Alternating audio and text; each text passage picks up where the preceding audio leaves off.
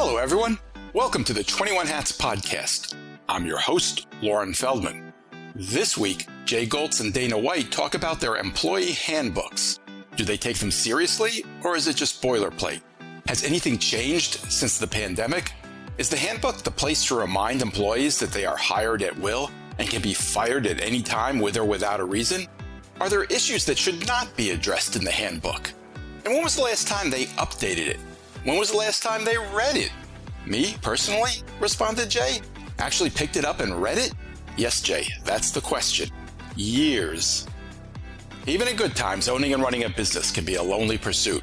Our hope is that these weekly conversations will let owners know they are not alone in facing challenges. Same thing with our daily newsletter, the 21 Hats Morning Report, which Inc. magazine just proclaimed the best newsletter for business owners, which you can subscribe to at 21hats.com, where you can also find transcripts of our podcast episodes and lots of other articles and interviews. Joining me this week on the podcast are regulars Jay Goltz, whose companies in Chicago include a picture frame business, artist frame service, and a home furnishing store, Jason Home, and Dana White, who is CEO of Paralee Boyd, a Detroit-based chain of hair salons. The episode is titled, Have you looked at your employee handbook lately?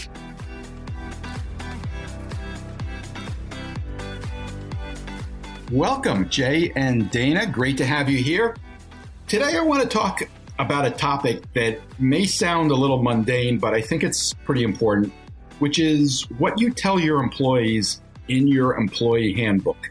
And I guess what I'm kind of wondering is your handbook just corporate boilerplate BS, or do you really use it as an opportunity to try to define what your company is about and what your employees need to know about it? I'm also curious what's changed. I recently read an employee handbook of a Silicon Valley startup that made reference to a dress code for employees working remotely. I'm pretty sure that wasn't in anybody's handbook 10 years ago. Let me just start by asking, do both of you have an employee handbook? I do, and have always had one since I've opened. I think that's unusual to have one right from the beginning. Yes, that is. I've had one because I knew that this was going to be a different type of salon for this industry. A lot of hair salons don't, because they're all independent contractors or just commission based. So some of them do. They have this is our dress code. They have policies, but they don't always have a handbook. So I do and have always had one. Jay, do you have one? I have one now. I've had it for quite a few years, but I can't tell you I had one in the beginning. How long did you run the company before you had one? You know what? Many years. I don't remember. 10 years, 20 years. You also have to remember, when I started in business, there was no attention to small business, entrepreneurship, the whole phrase, having a handbook. It's like I was in the prehistoric ages. I don't think I heard that phrase for many years. So I probably have had one now for 25 years. And I also, just to get perspective, I'm the first to say, I think it is important to have a handbook. I think it's very important to have a handbook. So just because I didn't used to have one, I was wrong. I should have had one. I think it's very, very important. There's lots of things to cover in there. Jay, do you know when was the last time you actually looked at your employee handbook? We have been redoing it, and frankly, it's been going on too long. We've been working on it for a couple of years, and I just had a conversation with my HR person yesterday. She's digging in to get it done. You didn't exactly answer my question. Yeah, we haven't changed it in years. No, I asked you when was the last time you looked at it? Me personally, actually Yes. picked up and read it. Yeah. Years, but I know what the issues in there were because I've discussed it with them. Like, what are we doing about, some of those things like FMLA pay? I'm guessing if you read it today, some things in there might surprise you, or some of the absences might surprise you. Well, I'm waiting for the rewrite now, and then I will review it, but I certainly gave input. They asked me along the way, what do we want to do? And we did flesh out some subjects. Dana, when was the last time you looked at yours? I looked at mine probably January, February, beginning of the year. I try to look at it beginning of the year, and then if we have addendums or things that we need to update, we add the update. We post the update sign in the kitchen, and then we send out in our intranet. We send out a message saying we've got it up, and then here it is. We really don't print them anymore. We are giving them electronically. Was there something that prompted you to look at it as recently as January? Just the staffing shortages, and just to make sure that we're clear, we've had some staff that have done some things that are obviously in the handbook as not to do, but it was obvious to us that they're not reading it. And so that's why I stopped printing it, because that's our handbook's like almost 50 pages, front and back. And I print it, color with a nice cover on it. But if you're not going to read it, save that expense. So we just make sure you got it electronically on the internet and in your own email. And then we encourage you to read it. If you don't, that's on you. At least I didn't accrue the cost of printing, and you're never looking at it.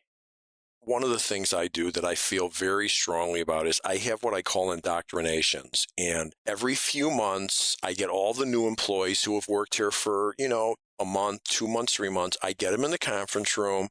We go around the table. Everyone introduces themselves. Everyone talks about where they came from. And then I go through an outline about the history of the company, what we're all about. And I cover some really important stuff. And that stuff that is in the manual, but I really want to have an eyeball to eyeball. And one of the most important things in this meeting is I say to them, does everyone know who their boss, who their immediate manager is? And they raise their hand. Most people know that. And then I say, do you know who your manager's manager is? And I would say 25% of the time they get it wrong. And the major point is, if you've got an issue here that you're not happy about something and you want to discuss it, the corporate culture of this company is you should go ahead and talk to someone about it. And if you're not happy with the answer you got from that person, you should go to their boss. And that's the kind of stuff to be in an employee manual. And to me, it is far too important to go stick it in a book and hope they read it. So I cover probably 3/4 of what is in the employee manual just in this meeting. And the stuff like, do they get paid for funeral pay or whatever? Okay, they can go look that up themselves. That's not a big thing. But I think that's one of the most important things I do. And if nothing else, I know that they personally have talked to me and I've told them right eyeball to eyeball. And at least I know I gave them my best shot to get them to do that. Whereas if I don't have that meeting, I don't know that they ever picked up the book. I don't know if they ever read it. I don't know if the HR person talked to them. At least I know I did something. I gave it my best shot. I think that's great because your company's so big, right? Mine's not that big. So, there's one manager, and then who that person's boss is, and where Dana is and the whole thing. I think when we get to a size where we have over 100 employees, I think that orientation, that, in-person orientation should happen. But here's my question. Do you think that even with 10 employees, you said you're there, do you believe you've had a conversation with them eyeball to eyeball to say, listen, it's very important to this company that people are happy here and the customers are being taken care of. If there's something here that you think is wrong, I encourage you to come talk to me about it if you don't feel like you've gotten what you need. Have you had that conversation eyeball to eyeball with people? Yep, and it blew up. I've said this on previous shows. We're dealing with a very different workforce. And we're dealing with a group of people with very different business acumen. So when I started, I brought my corporate culture of being a good boss, of being open door policy. And that was a disaster. Getting text at 2:00 in the morning, that professionalism wasn't there to understand the difference between a good boss and a friend. Now my manager does it. When you input Dana, people say, oh, I don't have to talk to the manager. I want to talk to the owner. And because I look like them and I'm not doing something that most salon owners are doing, it gives them a sense of pride. So they're looking for a reason to come talk to me. I've had a young lady ask me repeatedly the same questions about time off.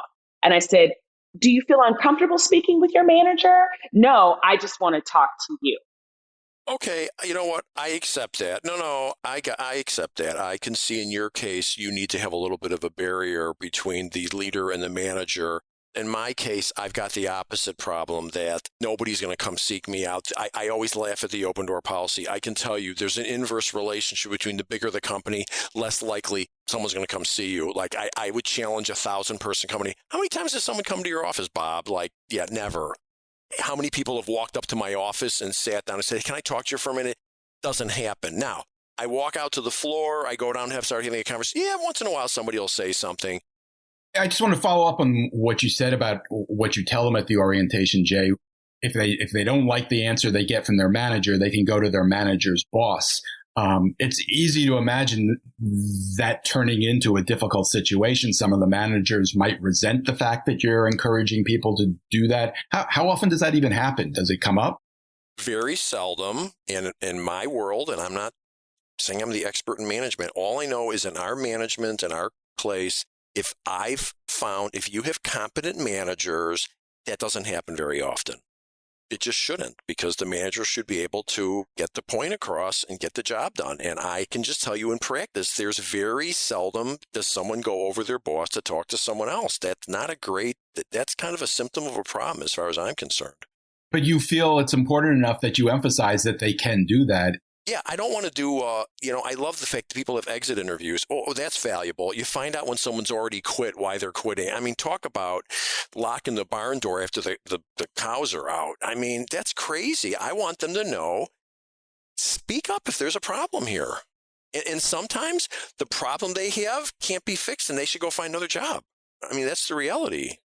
We do exit interviews, and they're a valuable tool. Again, we do them not because we've been distant during the process. It's just that dynamic of I have nothing to lose because I'm leaving anyway. They're employees. And so some people are reluctant to say certain things because they have to come to work here. And listen, my industry, when they are at home and they know they're not coming back and we're on a call with them for an exit interview, they're likely to say more. We've even asked, why didn't you bring this up while you were here? Well, because I didn't want such and such to be mad at me. Well, what indication did you feel that they would give you that they would be mad at you? Well, I had this boss at another job. So a lot of it had nothing to do with us. It had everything to do with what they were bringing from a past employer. So we value exit interviews because, again, for my industry and for the age group of the people I'm working with, they feel more comfortable when they're leaving versus when they're there. I absolutely am not dissing exit. I think you should do exit interviews. Yes, you did. You said. I said it's not. No. I said it's a shame that they're telling you on the way out after the fact. It's not ideal. I'm suggesting you should do exit interviews, but I would hope that you've caught some of that stuff before they're leaving in most cases and didn't just find out after the fact. And I can tell exactly. You it's working. There hasn't been many cases on the exit interview that they said something was like, oh my God, I didn't know about that. Doesn't happen a lot. It just doesn't. Yep. You got to work at this a little bit. You can't just go we have an open door policy. You got to put a little work into it. So I'm sitting here still processing the notion that you obviously both consider employee handbooks to be very important, but neither of you has a lot of confidence that your employees are actually reading it. And I'm wondering if have you tried anything in the past to require people to read it, to make sure they read it? Have you made any attempts? Yep, we sure do. So we'll go over during our morning meeting, we'll go over parts of the employee handbook. And they'll go, oh, what? And we'll say, yep, that's on page such and such and such and such. Read it. So my answer is simple. I don't care if they read it or not. It still serves an important function. If there's any issues of, I had to take off my mother's if check the handbook, you'll see it's a guideline as to all of how our policies. It's right there when they need it to reference it. A, and B, as I said before, some of that stuff's so important. I covered in it's not an orientation, it's an indoctrination, a little different. There's more teeth on it. This is like, we need you to buy in and understand what we're doing here. This isn't showing you where the bathrooms are. So I do think even if no one reads it, that doesn't mean it's worthless. It's still the guideline for stuff. The arbitrary, someone took off for their mother's funeral. Should I pay him? Well, we shouldn't be arbitrary about that. Either we do or we don't, and everybody should know. And if you don't put it into a book and have all the managers have it, every time something comes up, people are just making up their own rules, and it's talk about dangerous. So you're saying it's important to have those rules in a book just so you take the time to sit down and figure out what the rules are. Yeah, and if somebody asks, say, if you check, you'll see in the handbook, we give you 2 days pay for, can I roll? There's lots of little silly stuff that I never paid attention to, like rollovers on vacation pay. Do you allow people to roll over vacation pay? Well, I have to tell you, when you're a company like mine, where you've got people here for 20 years, 25 years, you could have somebody with 3 months of accrued vacation pay. Now, think about this. Is that a problem? Yes, it's a problem because you don't want someone leaving for 3 months. And number two is it increases your costs. Think about it. if you're accruing vacation pay and they're coming into work, you're paying them twice. So all of a sudden your labor is higher than it should be because you budgeted for everybody taking their vacation pay. So now we've gone back and said, okay, you can roll over 4 weeks of vacation pay. Until I had the problem, I never thought about it, but I literally had people with, 16 weeks of vacation pay built up. It never occurred to me. There's 10 more things like that, or 20 more. There's not 500, but there's 10 or 20 other things. I just had this conversation yesterday with the FMLA that most companies require you take vacation pay when you're on FMLA, because if you don't, they can take 12 weeks FMLA and then they can go and take their 2 months vacation, and then they tell you they decided to quit. So you've just spent 5 months. Wait, who has 2 months vacation? Somebody that could have accrued, okay, say a month. They could have taken their accrued vacation of 4 weeks plus the 12 weeks. Well, now the person's been gone for 16 weeks. So you've just lost 4 months where you could have hired somebody, and it's not a great thing. And from what I'm told, most companies require that you take vacation time while you're out. I would have never thought about something like that. I've always worked with contracts that said, you either use it or you lose it. You use it by this day and only a little bit of it's going to roll over, not all of it. So that's how companies have saved a lot of money. We don't offer vacation time. So it's not where we are. Once we get more of like a corporate office with administrators, and maybe for our senior staff in the salons, we'll offer it, but we don't right now. I just think we're too small. I mean, the fact is, letting them accrue some of it's certainly reasonable, but it's not a great thing to have people with months of accrued vacation time. There's lots of little nuances too. Like in the olden days, I think it was pretty, correct me if I'm wrong, Danny, you might know this. I think it was pretty common practice to put in an employee manual, if you discuss your salary with other employees, it could be cause for dismissal. That was like a standard thing. Mm-hmm. Not doing that anymore. That was standard fare. It was big in the early 80s and the 70s. When I've looked at old contracts, I've read your salary is yours. Discussion, it could be grounds for termination or could be cause for disciplinary action. So let me run a couple of things by you. I mentioned that I saw a handbook recently. It's not directly appropriate to your companies. As I said, it's a Silicon Valley startup, and there are cultural differences for sure. But the language struck me as really interesting in some aspects, and I'd love to get your reactions. One is, it started with kind of a warm opening of, we know it can be a little bit overwhelming starting a new job. There's a lot to learn. There's a lot to figure out. This is something of a guide to help you. We want you to succeed. And then it quickly got to a reminder, by the way, you are an at-will employee and you can be fired at any time with or without a reason. And I understand why that language is there and why one would think it belongs in a handbook, but it's kind of a bracing choice of words for somebody who's just starting a job. What do you guys think of that? I would have thought, and I don't, out of context, that's tough, but if they say that, and maybe legally they need to say that's fine, I think followed up with that being said, people that get dismissed at this company are dismissed for the following reasons, and like pay it off a little bit instead of, any day we could just walk in and fire you. I don't think that's a great message to be leave hanging out there. So I do think it's very important to say, here's some ways that you will get fired from this company. And then there's things like, do you pay severance pay? Should that be in an employee manual? I don't think so. You talk about arbitrary. I think severance pay is absolutely arbitrary. In some cases, I think it's appropriate. You're saying it should be arbitrary? Yeah. I'm not even going to tell anyone else what to do. In my case, I believe for me, I want it to be arbitrary because in some cases, severance pay is extremely appropriate and the right thing to do. And in other cases, it's absolutely not appropriate. So I don't think I'd want to go lay out in an employee manual how we handle severance pay. How about the issue of what is appropriate to be discussed in a workplace setting? This handbook that's huge. Was pretty aggressive about saying, I forget exactly what the words were, but the attempt was to say we don't want politics discussed in the office. What do you think, Dana? In my company, the first handbook just talked about politics and religion.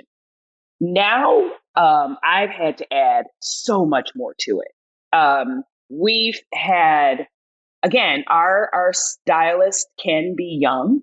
And so talking about the fun you had last night with your new boyfriend to a customer is inappropriate.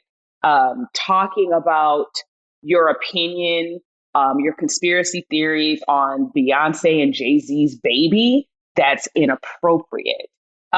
These are things that have happened. We had one case where the gentleman stylist was trying to be complimentary to a customer who had just gotten her hair done. And he said, your hair looks so good. You're going to make a baby tonight. And she burst out crying. And she said, you know what? We've been trying for a really long time. I hope so.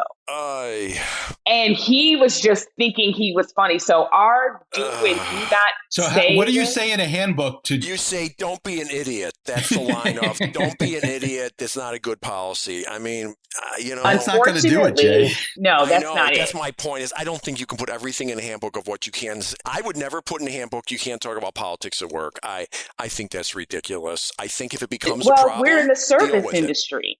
So no, we're in the service customers. industry. Okay, with customers. Okay, that's fair enough with customers. That's not. We're not doing that. We have a lot of customers that are Jewish, and our young customers, our young stylists, who have only lived in one place, only think that everybody's religion is their religion, don't understand why we're not playing gospel music on Sunday. Well, because not everybody who comes here on Sunday went to church today. You know what? I just went to a business group meeting for a national organization. They started out with the prayer and they finished it with, thank you, Jesus Christ. And I said to myself, wow, 2022, and someone still hasn't clued him in that everybody's not a Christian. And I have to tell you, it's like, seriously? And so there's some stuff like that, especially with customers. I don't think you can write every single thing down that you shouldn't say to customers or to anybody. It's not that. We wouldn't even dare to do that. But we do have a rule that one, it's about the customer's experience, not yours. So if you're talking about your experience last night, you probably shouldn't be talking about that. The other thing we say is, if you're saying more than 5 or 10 words, you're saying too much. So if, how are you? I'm fine. Thank you. Keep it short. We've had customers try to bait our staff. We've gotten in trouble because a customer was talking too much. She was talking to the point where the customer and her husband solicited my staff member for a sexual favor to be performed later on that night.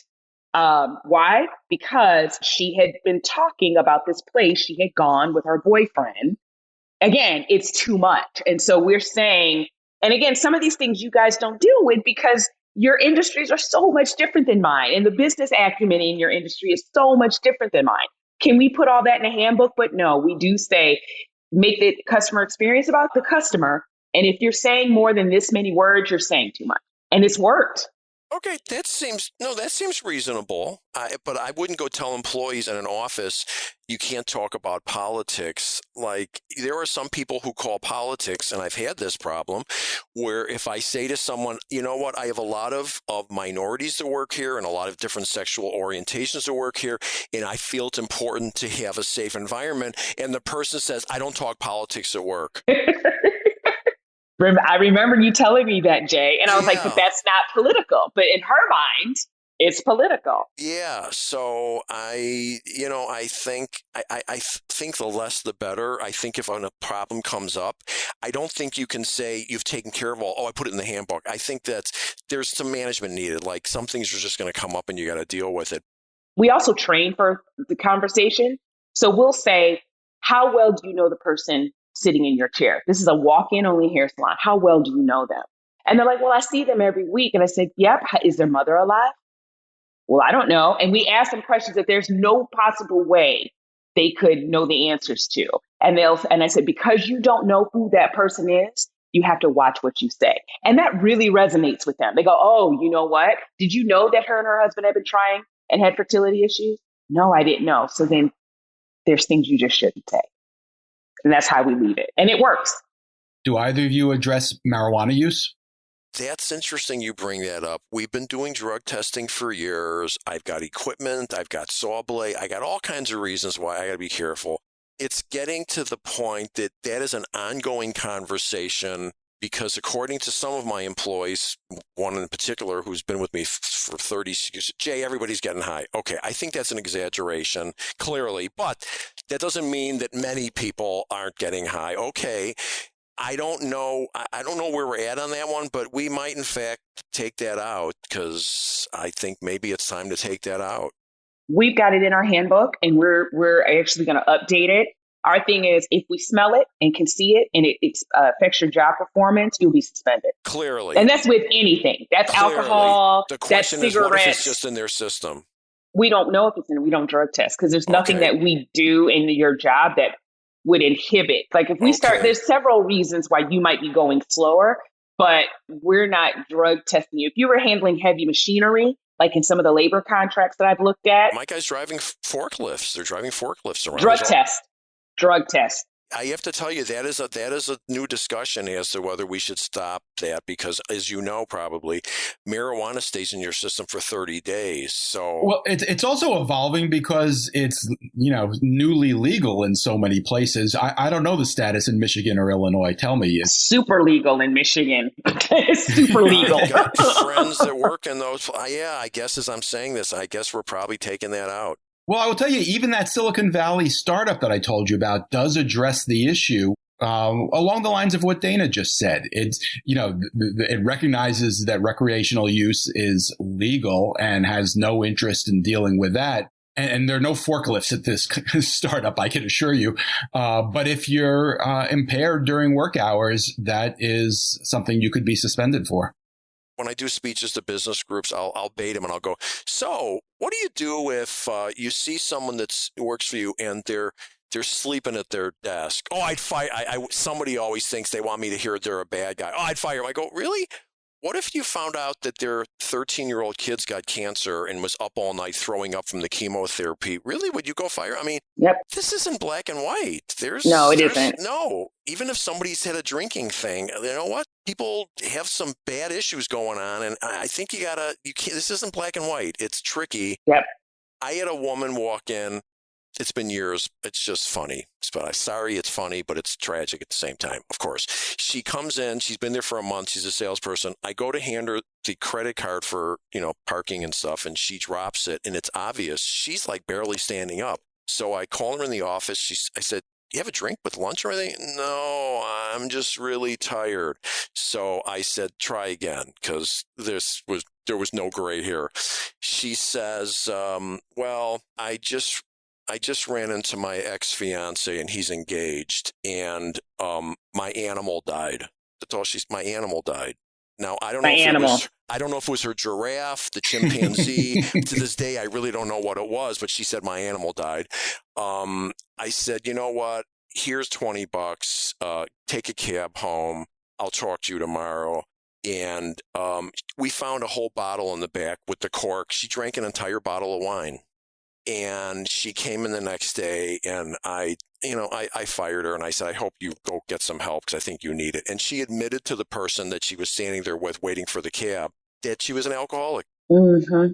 And her mother drove around with her drunk when she was a kid. And it's like, I'm sorry for her, but she was there for 30 days. At some point, she was there for, 3 weeks or something. And then I have to add to this because this is important. I screwed up. She gave me references, but they were her coworkers. They weren't the managers. And I screwed up. And I called I wanted to do a little autopsy, and I called her he goes, yeah, she just disappeared one day. I never saw her again. I screwed up. This is why I keep telling everybody, check references and don't go off the coworker they gave you. That was stupid of me. So what we've done is we just have a controlled substance portion of it. Because there's antidepressants, and there's so many things that can make you a little off your game. The one thing that we had an issue with is we had a young lady who was coming to work constantly smelling of weed. And she said, it's not me, it's the person who gives me a ride to work. You might want to get a ride with somebody else, though. Yeah, that's a great But here's the thing. I said that to her. I said, you're going to need to get a ride to somebody else. Well, who? My mom works. My dad works. The lady who's watching my baby so I could come here. Again, I'm painting a picture of some of the lifestyle choices of the people that work for me. And so what she did was she would put her hair in a shower cap. She would wear an outfit to get a ride to work. And when she would come to work, she would go change in the car. But like you said, it's not black and white. And then the letter to my staff in the beginning, we pretty much say that we're going to meet you where you are, but these are the things, this handbook outlines the things you need to do to make that possible. And so you have to come to work on time. You have to come in the employee entrance. You have to bring up these concerns to this person. And we have an org chart right in the handbook. This is your direct report. This is who's over them, and this is their name. And we cover that in our morning meeting. But when people want to do what they want to do, oh, I never read that. Oh, I never saw that. Oh, that was never talked to me. Or when Dana asked them, oh, I never knew that. So now we see that we have an electronic version of our handbook. We can see how far you've read, what page you were on, and you have to sign and initial the bottom of each page. So we know you saw it. Done. See, I don't do that because given that this isn't a court of law, I don't need to prove anything to them. Oh, no, you didn't read it. You did read it. I believe it's important to have the rules. You can go, listen, it's in our company handbook, but I don't know what the purpose of making sure that you force them to read it. I guess that's probably helpful, but I don't know. Maybe I should be doing that. Well, it depends on how you use the handbook. And if you write it in such a way that you are really trying to share what your culture is about and what's important to you, you want employees to read it, right? Well, but like I said, I do that in my indoctrination. I think that's so important. I wouldn't go leave it to a book and just hope they read it. I mean, even if they sign it, doesn't mean they read it. That's too important to me. But I work with creatives, and creatives can be very emotional. And so their thing is, well, you're telling me this based on how you feel. Our employee handbook is so important is that it's not about how we feel. These are the things that we've documented that make sure that the business runs a certain way or runs well. Okay, fair enough. That's part of your training. Okay, it's not part of my training. Jay, you brought up the issue of bereavement pay. The Silicon Valley startup that I've been referring to tells people in their handbook, oh, look, it can be really tough when someone close to you dies. Take the time you need. If you need to take a week, take a week. If you need to take a month, take a month. And they're paying them? Yes. Well, when I become a software genius and I go raise $100 million, all right. maybe I'll do that. I told you that this didn't necessarily apply to your companies. I'm not saying they're wrong. Sorry, not in my world. Do you pay?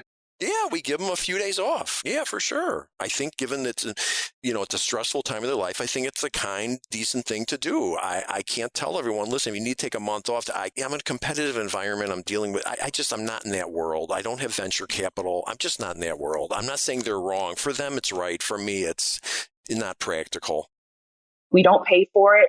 And we've had people abuse it. Again, culturally, we had the mom, your mom and dad, you get more, your children, you get more. Culturally, the person who raised you isn't always your mother and father. So we've had people who said, I lost my second cousin who's 20 years older, and that was the person who raised them. So we stopped putting in days because we understand that not everybody came from the structured family environment. And then they do pass the hat for people because they realize that it's unpaid. We give you however much time you need. We had one girl whose mother died, and she asked for a significant amount of time because she said, my brothers and sisters are completely incapable of helping me handle the business of my mother passing away, and I've got to do everything. So I'm going to need more than like 3 or 4 days. And we said, okay, take your time you need, check in with us. But then we've had people who worked with us who every week they're getting married and buried, right? Like every week it's my cousin died. And it's like, okay, you need to work at a company that allows you enough time to attend all these funerals, to do all these things that you're doing. You're spending more time in funeral homes than you are at Fairly Boy. And so we have recommended that they go. The people who have this all figured out, how black and white, those are, what those people are called? Employees. They're not the ones that own the business. It sounds real simple when you're the employee. Oh, they should pay for it. You do what you can do, and it's a gray area. And if you can be a little bit more flexible and you can be a little more kind, hey, if you can afford to do that, great. If you're running a bus company with 2 buses and you've only got 2 bus drivers, giving the bus driver 3 weeks off, half your business is gone. So there's no right or wrong. It's what you can do. And no, there is one wrong. I mean, treating people badly is wrong, but if they can't come to work for a while, maybe you have to say, I'm sorry, I can't accommodate that. But the manual really just at least takes care of some of the everyday stuff that, you don't have to keep rethinking. One of the hard things that we've had to do was pregnancy in the employee handbook. And I'm very strict. At your 8th month, 7.5, 8 month, you are no longer able to work until after your partum or whatever, because this is a physically demanding job. And my staff has been upset about that because they're like, I need to make money. I need to make money. I need to make money. So I just, for the health and safety of the mother and the baby, between that 7.5 week and 8th month, you're done until after, and it's time for you to come back to work. That's our hard and fast, like no question. So is it written in your handbook that you cannot give delivery while you're doing someone's hair? That's like a black and white thing with you? No, you can't. No, because what's black and white in the handbook is bring us a doctor's note, letting us know when your 7.5 month and 8th month dates are. We will discuss which date works best for you. But after the 8th month date, you will be taken off the schedule until you return from maternity leave. No, that seems like a reasonable thing. They're standing there on their feet with customers. On their feet? No. I don't have that, but I'm not doing people's hair. No, most of our employees, I would think, would have already taken off on their own. So, do either of you address social media use? Yes. What do you say? 1, we have no phones on the floor. 2, if you want to post a picture of your work for your social media, go and ask your manager. We'll take the picture and send it to you. Make sure we're tagged. These are the hashtags that we want you to use. Is that about quality control, or is that about making sure that Paralee Boyd is paramount in customer minds and not the individual stylist? It's about making sure Paralee Boyd is paramount. And we want to be mindful of what you're tagging and putting us in.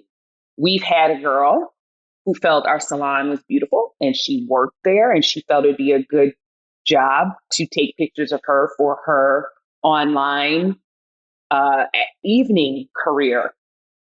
So she took pictures of herself around the salon and posted it to her personal website to promote her evening career. Okay. Well, do I want my employees going on to social media saying that, I had this crazy customer last week? No. And frankly, you brought up an interest. I got to look into that. We're in the middle of redoing it. Thank you. That's valuable to know. I need to address that because no, I don't want them going on there and talking about customers or whatever. And that's a whole new, it always gets harder. That's a whole new problem. And as we grow, we're going to be giving each of them their own Paralee Boyd social media page that they can upload pictures to a central area, and we'll pick the ones that we think that we want to use. But you don't want to see our salon on your personal page. This is where I work. This is what I do. No, because it can go from, 90 to 280, I hate this place, tag this, tag that. All right. We're almost out of time. Actually, we are out of time, but I got one more question for each of you. Dana, you're talking to us today, I believe, from Fort Worth, Texas, where you are in the process of opening a new location. Yes. I'm just curious. Texas is a different place. There are different rules of the road there. Will your employee handbook, have to be different in Texas? Are you anticipating any changes? No, I'm not, because it's not based to me on what Texas does. I think it's just, our handbook presents who we are as employers and who you are to be and how you are to perform while you're in Paralee Boyd. Anything outside of that, for example, any legal issues or any, unfair labor practices or anything, we'll handle that again with an attorney outside of that. But I think with my labor experience, knowing tone and temperature internationally, I'm not really worried about it. How we treat people, having strong leadership, I'm not worried about. Well, we're in Texas, we might have to modify this. Now, we may take some things out as far as, like, for example, the controlled substances clause, but, because it's legal in Michigan. But even still, like, we have its controlled substances, even though it's not legal here, people still do it in Texas. As long as it doesn't affect your ability to perform your job, if we see it, we don't care what it is. Jay, you said at the beginning, I think if I heard you right, that you've been working on updating your handbook for, I think you said, a couple of years. Has this conversation encouraged you to it's absolutely, you absolutely gave me a couple of new things to think about that are critical. So that was good. I just had this meeting yesterday. We should have been dragging our feet for 2 years. We should have gotten this done. I'm not making any excuses. We should have gotten it done. Frankly, part of the problem with the pandemic, my HR person's just been overwhelmed. I mean, it's just an ongoing everyday thing. So we let it slide. Not a good thing. But that social media thing, I'm going to absolutely make sure that that's addressed in there. And just because I will tell you, I've had a couple of people do stuff that you just say to yourself, really? And the things that you think can be addressed in an employee handbook? Yeah, absolutely. Like if we give you a notebook to keep track of business notes, it's not your personal journal. Don't start personally journaling and then leaving it on the desk. Very personal journal. We wouldn't have thought you'd have to tell someone that, but apparently you do. Did that become a problem? Could have. Yeah. Like, just think about that. Someone's taking the company notebook that's sitting on the counter that everyone uses, that's supposed to be used for taking notes about, business procedures, and they start writing some extremely personal things in there about themselves, and they leave it sitting out there. Yeah, that could be a problem. You have an amazing social media presence, Jay. Like you have thousands of followers. You don't want the wrong person to come in and put something offensive on a couch at Jason home, right? You don't want somebody to come in and just sneak a picture of a Confederate flag on an end table and say, oh, I see what type of place this is. Doesn't mean I can control it, but I certainly should try. Here's the thing about service industry. We've also dealt with people who don't feel that they're beautiful.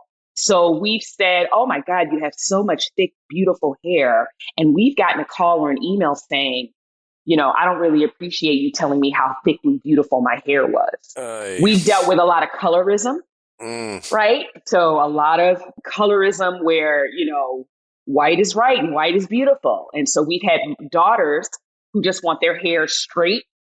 That's like the trend. And we've had mothers call us screaming, my daughter is not white. You were supposed to put curls in her hair. Yeah, but you left her. You left your 13-year-old daughter. And when it came time to ask what she wanted, we asked her because there was nobody else there to tell us. You know what? Good for you, because I got to tell you, I get my hair cut. They should take signals. Like, after you ask me a couple of times, how are you? I really don't want to hear your whole life story. And all I'm thinking is, could you just shut up? We don't talk. I know. No, so I think some people do want to talk, some don't. But some people do, some people don't. That you're coaching them how to do it, because I just say to myself, have you not noticed that I haven't said a word to you in the last 5 minutes? Like, really? Yeah. We even can read you at the shampoo bowl. If their eyes are closed, look at their forehead, look at their eyebrows, and look at their eyes. That's how you know how well you're shampooing. If their eyes are open, staring up at the ceiling, they're figuring out what you're doing. So you need to get them to close or shut their eyes a little bit. And that's just human. Someone's massaging your head. You're not going to stare intently at one spot in the ceiling. You're just gonna, relax. This is so much more complicated than I knew. Really, good for you. That's interesting, because I'm relating to that, because I did just get a good shampoo and she was massaging my head, and I'm just thinking as you're talking, you're right. No, you're right. Wow. I'm coming to you to get my hair blow dried. That's what I got to do. When it comes to conversations, we're teaching our staff how to read them. Not everybody wants to talk. And then the ones that do, let the customer lead the conversation. You are to be reactive. And if that customer knows more about you than you know about them, then our customer service standard has not been met. And we are out of time. My thanks to Jay Goltz and Dana White, as always. Really appreciate your sharing. Wait, don't leave yet. If you have a question or a comment that you'd like the 21 Hats owners to address, send it to me by replying to your morning report or by email at lauren@21hats.com. That's LOREN@21hats.com. Do it now before you forget. And don't be afraid to tell Jay what you really think. He can take it. And if you got something out of this conversation, help us reach more business owners. Tell a friend. Subscribe and review us wherever you get your podcasts. Follow us on Twitter. Subscribe to the Morning Report at 21hats.com. This episode was produced by Jess Thuberon, founder of Blank Word Productions. Okay, now you can leave. Thanks for listening, everyone.